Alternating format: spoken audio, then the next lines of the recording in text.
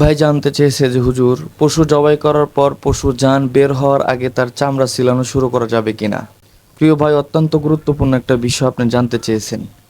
আমাদের মধ্যে এরকম অনেকেই আছে যারা কুরবানির পশু জবাই করার পর ওই পশুর ভিতর থেকে জান বের হওয়ার আগেই পা ধরে পায়ের রগগুলা কেটে দেয়, এরপরে চামড়া ছিলানো শুরু করে দেয়। হাদিসে একদম স্পষ্ট ভাষায় খুবই কঠিনভাবে এটার নিষেধাজ্ঞা আছে। এই কাজটা কখনোই করা যাবে না।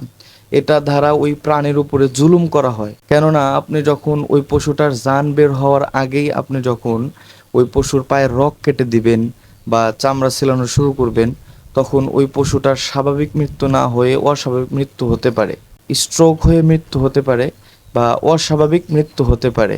এই জন্য এই ব্যাপারে হাদিসে খুব কঠিনভাবে নিষেধ করা হয়েছে। এই কাজটা আপনারা কখনোই করবেন না। পশুর জান যতক্ষণ পর্যন্ত বের না হবে, যতক্ষণ পর্যন্ত একদম নিস্তেজ না হয়ে যাবে, ততক্ষণ পর্যন্ত আপনারা চামড়া ছেলানো শুরু করবেন না। কেননা এটা দ্বারা পশুর উপর জুলুম করা হয়। কারণ ওই পশুটা এখনো মারা যায় নাই, তার জান এখনো ভিতরে রয়ে গেছে। এমতো অবস্থায় আপনি তার চামড়া ছেলানো এমতো অবস্থায় আপনি তার চামড়া ছেলা শুরু করে দিলেন, তাহলে এটা দ্বারা তো সে আরো বেশি কষ্ট পায়।